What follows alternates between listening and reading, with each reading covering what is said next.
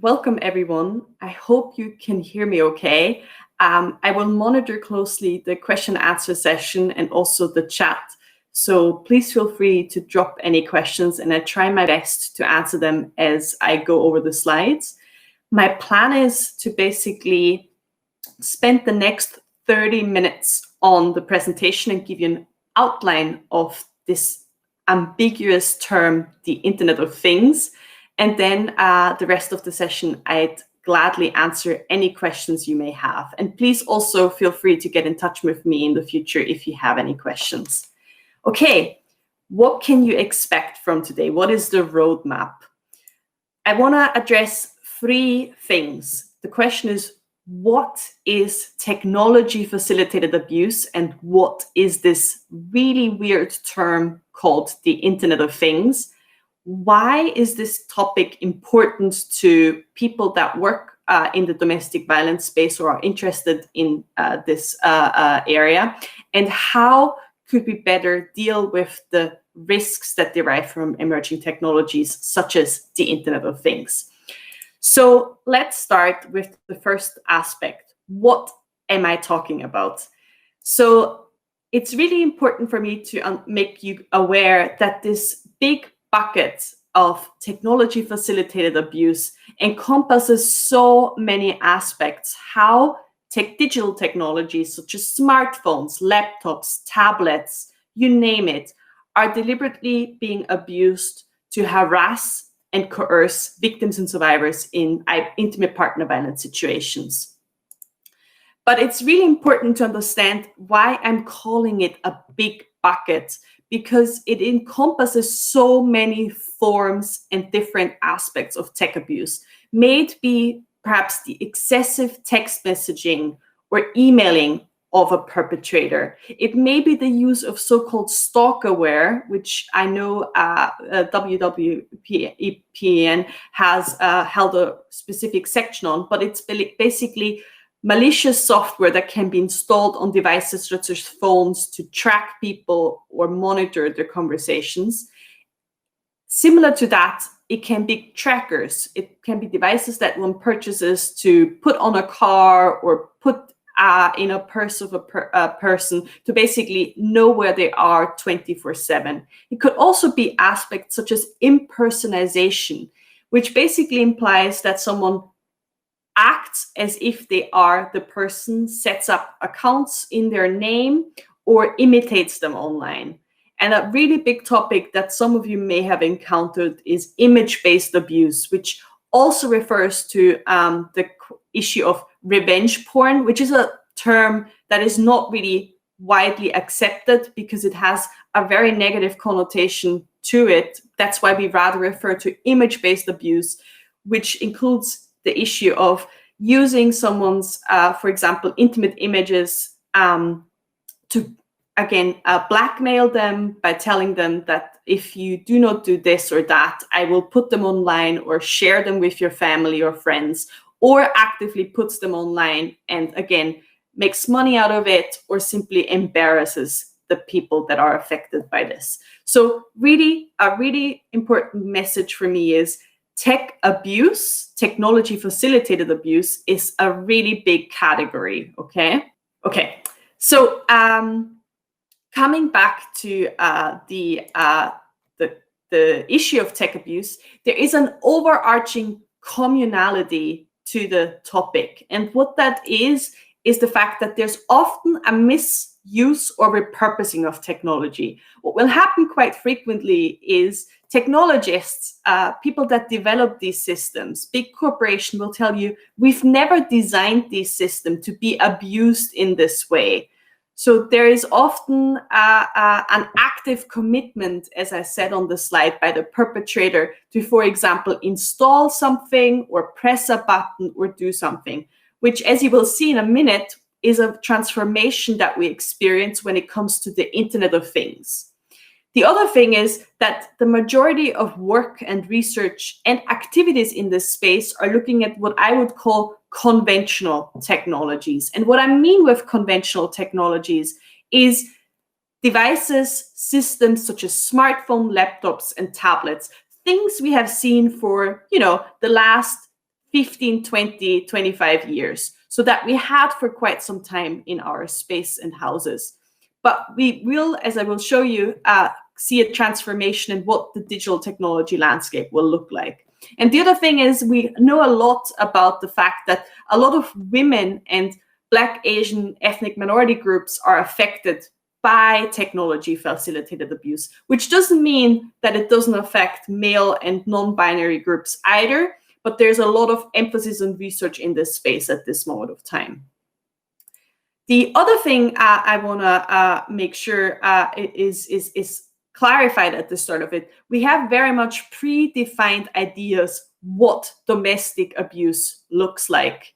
For us, it has to be, a certain type of perpetrator that is involved in domestic abuse. The abuse has to often, encompass certain elements such as physical abuse or sexual abuse. And also we have this association with what kind of technologies are being used in domestic abuse case. But I really want you to use today's session to completely transform your understanding around this, because as our research at UCL has shown, and many other work in this space, is that perpetrators are often, it's professors, it's academics, it's anyone that you can think of. And often it doesn't require immediate physical abuse, but coercion and control through technologies is extremely widespread and something that we need to put onto the radar of the whole sector. And that's why I want you to have the awareness that technology is changing. What we consider, common now will be in the next 5 years something that is going to be quite quickly outdated and transforming. What we are seeing is an emerging of the so-called Internet of Things. You may have heard about this term before, you may not, but let me explain to you what it refers to. It is an umbrella term. So just as tech abuse is a very big bucket, Internet of Things refers to so many technologies. And what it implies is that we see so-called smart devices and systems. And I showed to you here, you have light bulbs, you have teddy bears, you have smart speakers such as Amazon Echoes or Google Homes. You have also, for example, televisions that are internet connected, heating systems, but also cars. And what that describes is basically that all these devices that used to be offline, things that we used to know and have in our households, but also in our infrastructure, are now having the same functionalities, if not more, that we see currently in laptops and smartphones, okay? So all these, and that means why they are referred to as smart system, because they have functionalities embedded to them that allow them to speak to one another. And with any technology and with any new product coming on the market, there are unique risks and uncertainties, but also fantastic opportunities that come into play with these devices. And I want to use this webinar for you to learn about these risks, uncertainties, and opportunities.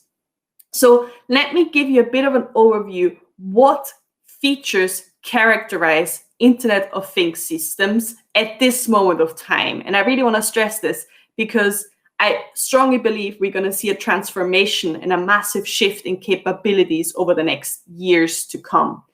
So what a lot of these devices have in common, and is important for you, especially if you work with perpetrators or victims and survivors, is that they have voice control frequently embedded to them.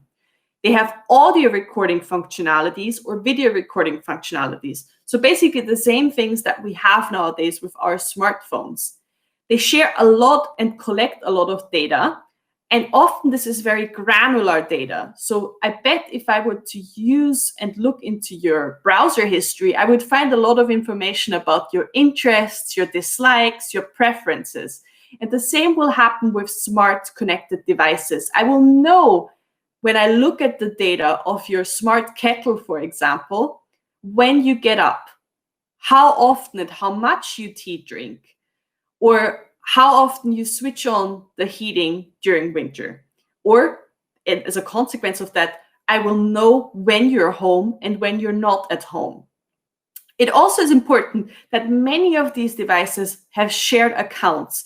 We are moving away from an environment where we have personal devices. If you've ever thought about the term PC, the personal computer, to an environment where we see shared devices. If any of you has a smart speaker, such as Google Home or Amazon Echo at home, you will know that it is placed in a shared environment that is used by multiple people. It can be in a student dorm, but it can also be in a family home. One person might be the account holder and the legal, owner of the device, having purchased for it and pays perhaps for the service, but it is collecting data about all the people that are in the environment. That may be guests, but also that may be people that, children or dependent people, such as elderly. And they may not be aware that this device is in the house and what data is it collecting. But still, one account holder is able to collect all the information around these people. A lot of these devices have location tracking functionalities embedded in them. So think about a connected teddy bear that often is meant as a gift and allows parents to, for example, track their children where they're going without often their knowledge. Really important for an intimate partner violence situation is that they have remote control functionalities. Whereas conventionally, we needed to be physically present to make the life of a person incredibly miserable and coerce and control them. Now I do not even need to be physically present in the environment, let alone in the country.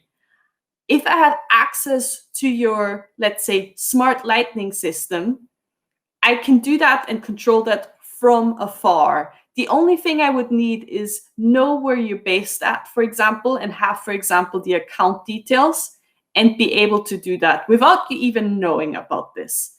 And what is important is things that we see now with social media will increasingly be embedded in these systems. So we have more connections between platforms and these devices.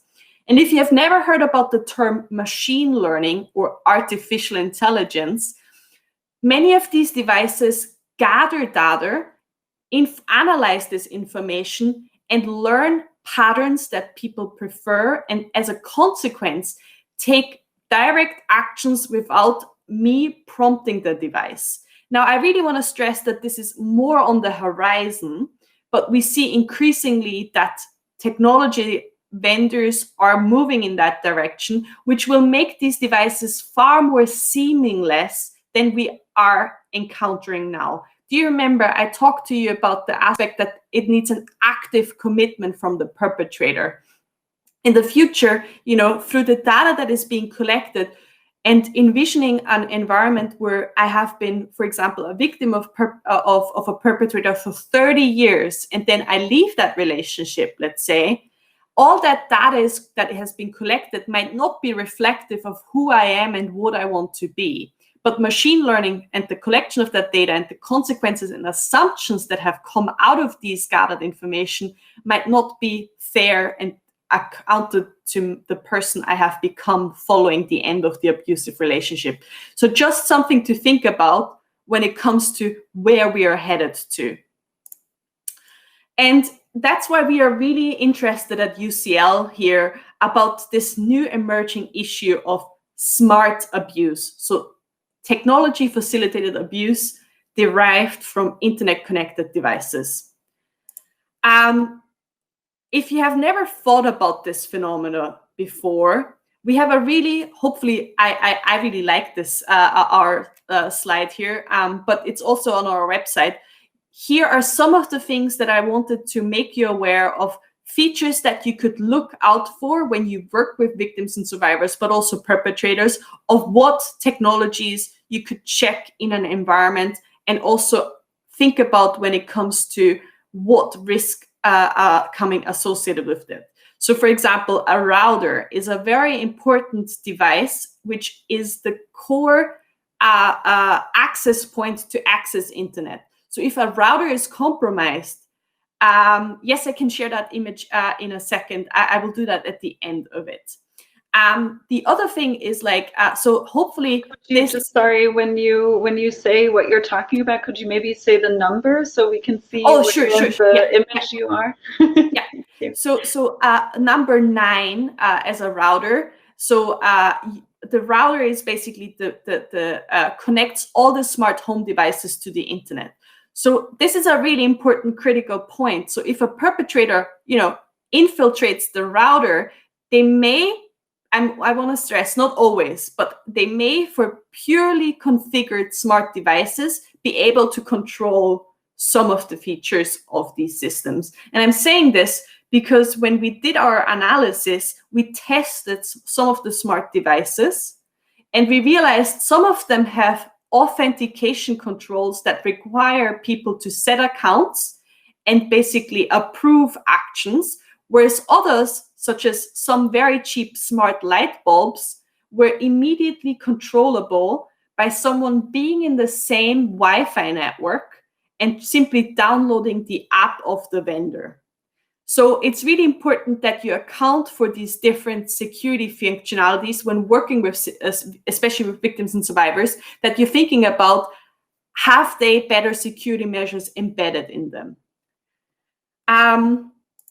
The other thing, so one of the questions I wanted to ask you in this regard is have you in your day-to-day practice ever observed the misuse of smart internet-connected devices when working, for example, with victims and survivors? From the results, we have 13 people that have seen this before, 9 that haven't, and 1 person that isn't sure. And I think that's a really important insight, because what we have observed working with the UK domestic violence sector is that a lot of people have not seen it directly. They also aren't really sure if they have looked actively for this. And it's also often unclear, where you can draw the line between like conventional technologies and smart devices. So hopefully by the end of this session today, you will be able to now better understand, okay, anything that is internet connected and that used to be kind of a product offline, but also new things like smart speakers are things that fall under the umbrella category of IoT, of the Internet of Things. Okay, the second part I want to explain is, why does this matter to you, to this sector? As you can envision, with any technology, there's positive and negative aspects that derive from these functionalities that I have mentioned. So what I want to stress is that what we have seen in our research, and also here in a paper by Matthews et al., is that coercive control and domestic abuse happens in different stages. So especially at the time where there's physical control and there's co-living happening, a lot of smart systems, such as, smart teddy bears, smart speakers, smart heating systems, smart televisions, are used to coerce and control victims. When the second phase happens, at the time where victims and survivors try to extract themselves from this relationship, it is very important for people that work with victims and survivors that you make sure that you account for all devices, digital devices that they're using. So now that more and more people have smart watches or smart televisions or Fitbits, so smart wearables, it's really important that you're thinking, has the perpetrator still access to these devices, and that you're thinking about making sure that they are secured in this transition phase as well. Because otherwise, perpetrators may find out where the victim, in which refuge they are currently based, but also if they are having moved on and living now with a friend for that period of time. So in this high-risk phase, this escape phase, it is very important that you're thinking about all the technical devices that could be used by perpetrators. And the positive aspect, though, is that we've seen that a lot of victims and survivors like the functionality of IoT systems, once they are in control of their situation and environment. So what I mean with that is, if you're working with with victims and survivors, some of them actually like to install smart doorbells, which allows them to know, if you've ever heard of Amazon Ring, for example, to then be able to know if a perpetrator is at their door or luring around their environment and flat and house. So it really is important to not immediately disregard these functionalities as potentially bad, but it's important of who has control over this system at what time. And sadly, especially in a coercive relationship, it is often the perpetrator that has the control. But the same functionalities can protect and ensure the safety and security of victims and survivors at a later stage when they are in control of these systems. The other really important message I want to communicate today is that a lot of the tech sector does not design these systems with security in mind. Now, I do not want to say that they are maliciously doing that, but what often happens is, the features that they're embedding are considered, beneficial to the average user, when they envision that everything is okay, everybody trusts each other, and there's a happy, relationship that is mutually consenting to everything. And often they're not thinking, it could be that, if we would make authentication requirements a necessity, that this would help people with their security features. Because let's be honest, many of us consider security features often tedious, right? We do not want to type passwords. We do not want to have to click certain things. So making things open is often considered, an easier route for the user. But if you think about vulnerable groups and communities, which are also users, these security features are incredibly important. So it's really crucial that the sector communicates the risks that you're seeing when working with victims and survivors and perpetrators to the tech community, that they have awareness of that. The other thing is that a lot of the designers of these technologies have certain threat models in mind. And what I mean with threat models is, who do they envision will act maliciously with that device? So they think about criminals, they think about terrorists, but they don't necessarily think about an intimate partner being someone that is malicious. So again, really important that we've raised the awareness in the tech sector that one of the riskiest environments for people is the home. It is their partner for many, instead of like a terrorist, which is far less likely to happen than someone being abused by their close relative, for example. The other thing is, and we've seen this a lot when speaking to the support sectors, many of these devices are disguised. So they look like normal devices, but they have enhanced functionalities. So, a kettle still looks like a kettle, a fridge still looks like a fridge, right? But you need to be aware of the fact that they have internet functionality, allowing a perpetrator to monitor, for example, the data that is being collected. As I said, they have these enhanced functionalities, and that allows them to expand and exacerbate the reach of the perpetrator, which means that they are able to control victims from afar. And what I'm really extremely worried about, and I see this nearly on a day-to-day practice, is that in this environment where we're in now, where we have like these images of the Terminators, and we watch all these films where we see, really fancy technologies, which make us often extremely scared about devices.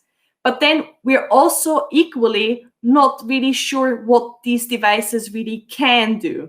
So there's a real risk currently that we overestimate these functionalities that they have or underestimate them.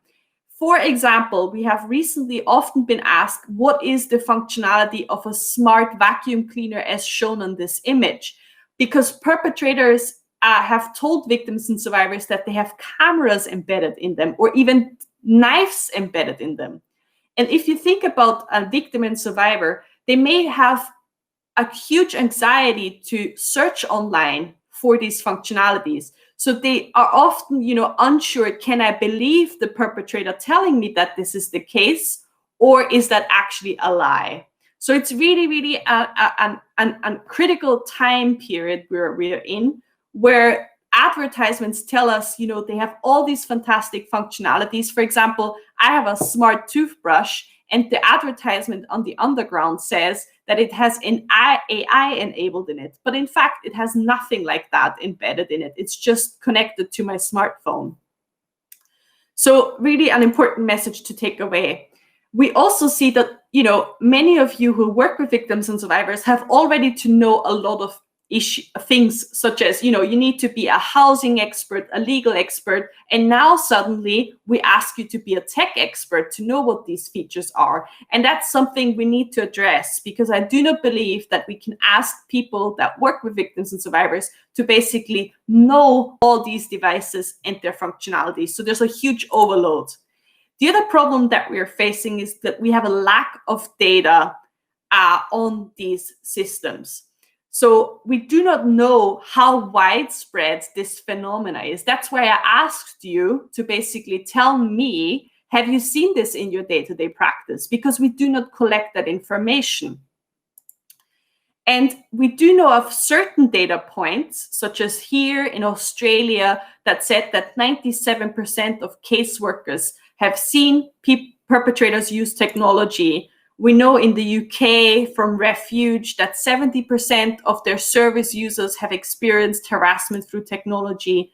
Or here from Women's Aid, also in the UK, that 85% of respondents received some form of online abuse. But coming back to my original point, this is a really big category. So we do not know which devices, which platforms are abused, which gives us no ability to go to these companies and tell them they need to change something, because they are basically hiding themselves behind the fact that we don't know how often their features are maliciously being abused. So some of the things that I want to mention is we need, and I know that some of you are based in Pakistan, some are based in Bolivia, some of you are based in, Germany. Collectively, what I want you to make aware is we need to start lobbying to make this part of recorded crime statistics. So this is a guidance by the Home Office in the UK, where tech abuse is not accounted for yet, which means that we have no national statistics of this big emerging phenomena. So we do collect data on domestic abuse and different features such as, coercive control, emotional abuse, but we do not know the scale of tech abuse yet. Equally, I want you to think in your day-to-day practice, is your risk assessment when working with victims and survivors or perpetrators accounting for technology, and especially for smart devices? Because what we have seen is that many safety plans in domestic abuse organizations have features and account for conventional technologies, but are not accounting for smart devices. So think about that as well. Talk to your peers in the organization you're working in and think about, do we have the capability to address these issues? And equally, and that is a blind spot to us, is how many perpetrator programs address technology and especially IoT. That is something, I really want to learn from you to better understand, is that something that we need to address in this sector as well? So I want to stress that the tech abuse research is very much centered at this moment of time in the US and Australia. So if you're based in one of these countries, you have fantastic resources in Cornell University in New York. You have fantastic resources in Melbourne, in Brisbane, where there's really great researchers that are working in this space you can connect and reach out to. The other thing I want to address is the last point of the issue of how can we address and potentially solve this. And the thing I want to mention is, one is we need to align policy. We have currently cybercrime legislation, we have domestic abuse legislation, and in many countries we have harassment and stalking legislation. We need to look carefully that all of these account for domestic, like cybercrime legislation accounts for intimate partner violence, but equally all these domestic abuse and intimate partner relationship legislation accounts for technology. The other way forward is, for example, thinking more about centralization. I do not believe that it would be fair to ask people at the front line to have to become tech experts. So we need to find a way to give tech expertise when and if needed.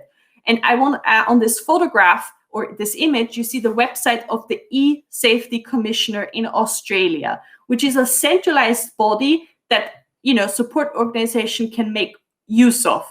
I'm not saying this needs to be government driven, but I do think we need to have some form of resources that you can call, nearly a helpline, and say, I have this device in front of me, and I want to know how to properly ensure safety and security settings are switched on. And that's why a move forward is, for example, tech abuse clinics. This is being run currently in Cornell in New York in the United States. Here's a link to the website. And we have tried something similar in the UK through so-called crypto parties. And indeed, there's crypto parties happening across the globe. So if you type in crypto party, let's say, Brazil, you will find that there's crypto parties happening in your area as well. And that might be a space where you could connect with people, with technologists, to get advice on how to deal with these issues. And also, I want to make aware that many countries have national cybersecurity agencies.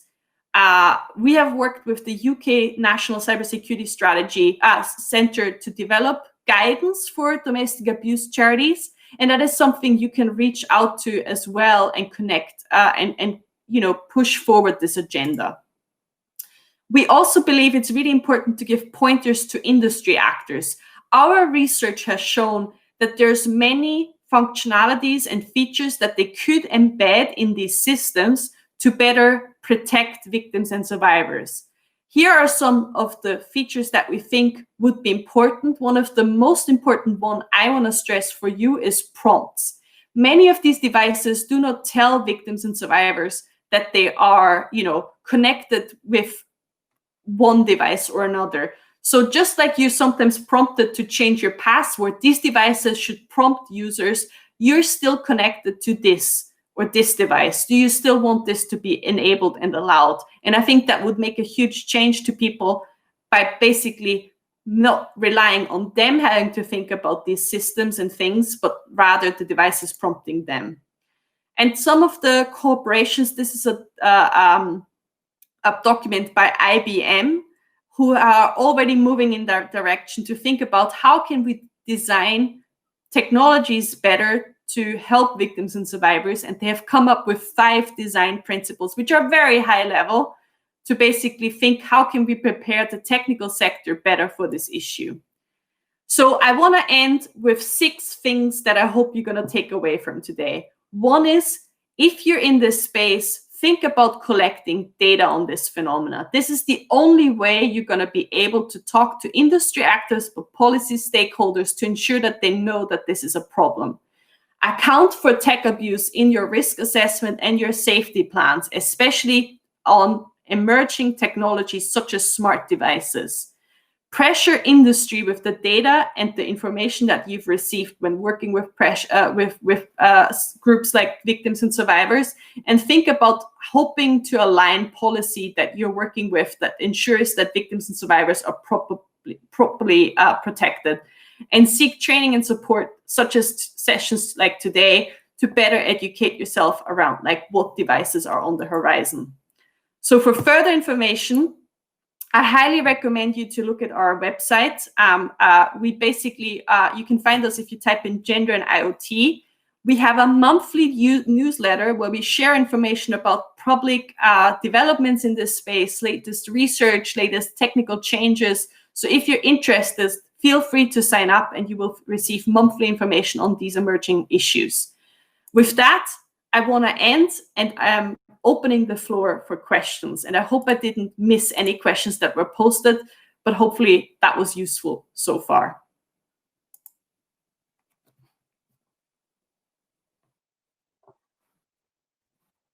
hope I'm not disturbing. I hope I'm not disturbing the audio.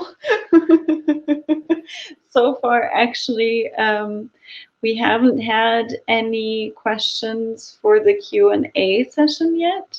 I think I'm just going to quickly post the URL to your website so everybody has that. I just Googled gender and IoT and it came up. It is that easy. Yeah. So anybody who wants to ask any questions from Dr. Tanza is very welcome to do so now in the chat. We have around about 12 minutes or 10 minutes to answer some questions. I'm actually gonna, if that's okay for you, well, no, if I turn on my video, people aren't gonna hear me anymore, but I'll just, okay. I was wondering, first of all, how this project started.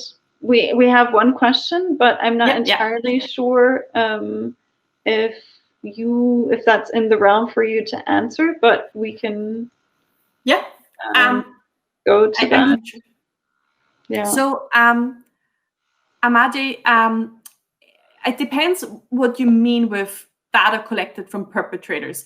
So personally, I really believe it would be super important to know, for example, if you work with perpetrators, have they told you what type of devices they are using? It would also be interesting to know where are they educating themselves to, for example, install these systems. So we know that there's perpetrator forums, for example, where they give each other tips. So if you work with perpetrators, it would be incredibly helpful to know any information that you receive from them on where they educate themselves around these technologies and which technologies they're using and why. I hope that answers the question. I think it definitely gives some inspiration. And I think data collected from perpetrators, the answer is depends on what and how you ask. Yeah. We have another question that came in from Jerry in Berlin. First and foremost, thank you for the wonderful presentation. I agree.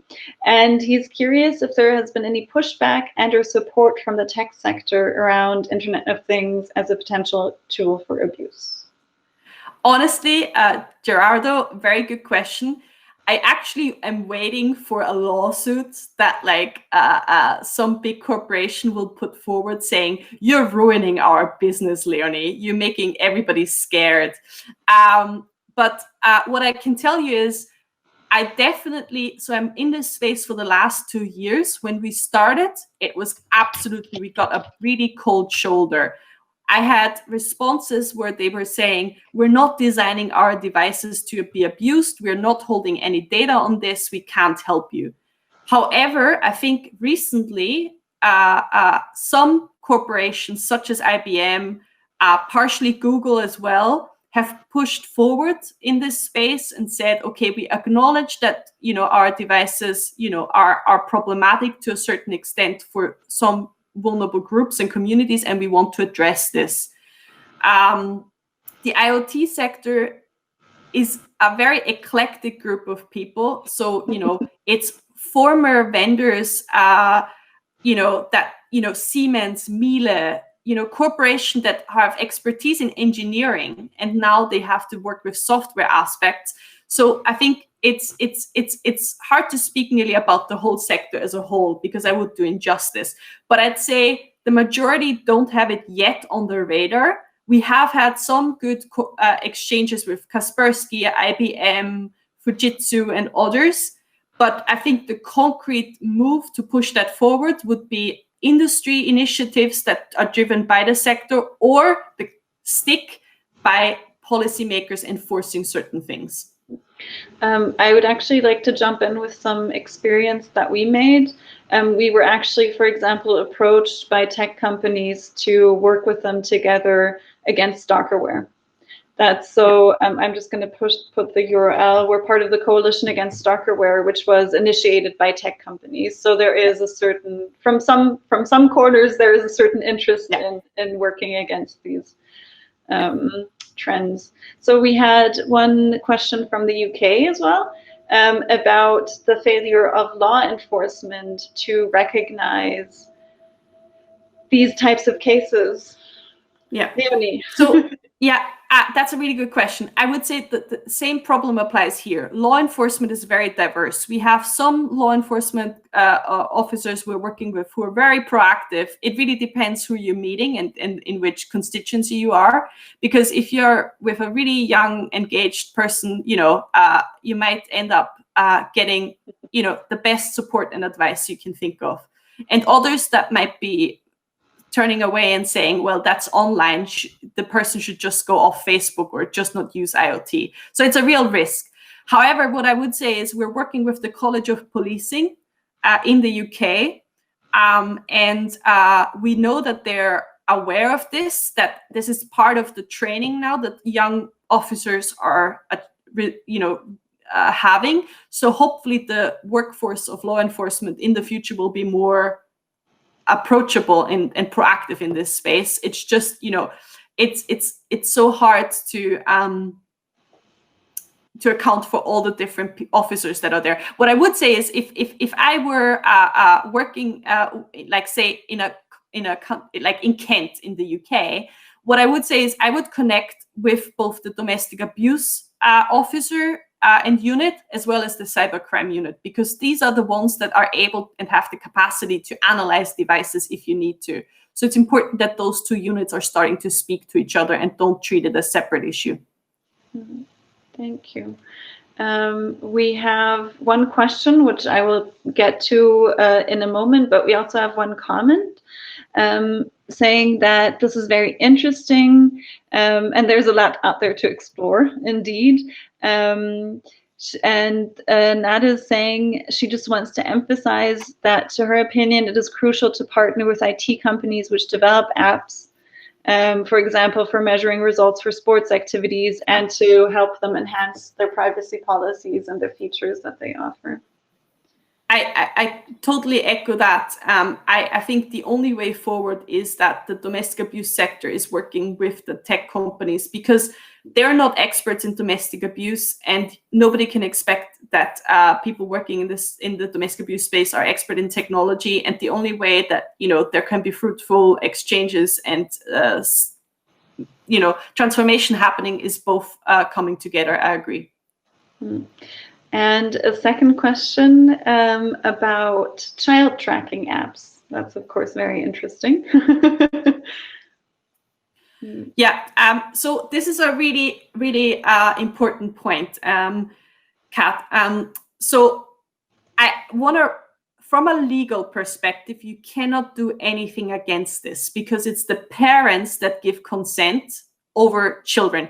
Now, when they are older, like above 13, you could start argue that if a child, for example, is not aware that this is happening, that's not okay. But in the end, it's still the parents that have this authority over children. Yes, they are being deliberately abused by intimate partner violence perpetrators. We know that. And that's a legal loophole, because there's multiple ways one can approach this. One, we have seen that that perpetrators are often the legal owners of the device. And the legislation says if you're the owner of the device, you can install on it whatever you want because you have the authority. And if they give that to the victim and survivor, they are using that in light of, someone else has full ownership over that. So that's a loophole. The other thing is that we can't do anything about parental control apps because parents want them, and often parents install them so they can be abused. I have some ideas of how we could address this. They would be quite radical, because I think there could be nearly a way that if you are a parent and want to use this, you have to register for doing that. And then I think that could be a way that it can't be simply downloaded and used, but that there's authority and also better protections, because the parental apps, they're so diverse. I would be scared to install that on my child, thinking that collects so much data. If that company is getting bust or has a data breach, all that information about my child is, up in the wild. So, for example, this would be a way to get around that. So I think the question was also about how to counter kind of the desensitization that happens with parents, and then maybe in a second-hand effect also desensitizes the victim to actually being controlled through such an app. Do you have any advice around that? I think we just need to have a public discussion. Equally, I'm wondering often what is normal nowadays. We know that a lot of younger generations feel absolutely comfortable checking in on Foursquare and sharing, for example, on Snapchat, you have a functionality that allows you to be 24/7 sharing your geolocation with your friends, and people want this. So I think to a certain extent, I'm wondering if we see a shift in what is normal and what is not normal. And that is something we as a society need to address.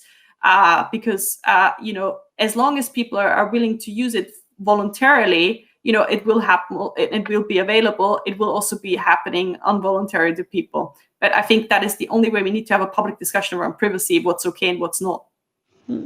I think we have time for another couple of questions. Leonie, quick question to you. Would it be okay if we go a couple of minutes over time? Absolutely. Yeah. For me, absolutely fine. I hope we don't lose all of you, but there are some really interesting questions coming in, so I think it'd be good. So this is one question around gaming and tech abuse, which I think is like a huge thing. So go ahead, Leonie. We have not immediately observed a connection, but I certainly see, there's so much more data to be collected. And I want to stress that we don't have much quantitative data on this yet. So I think, yes, we need to gain more information on that. But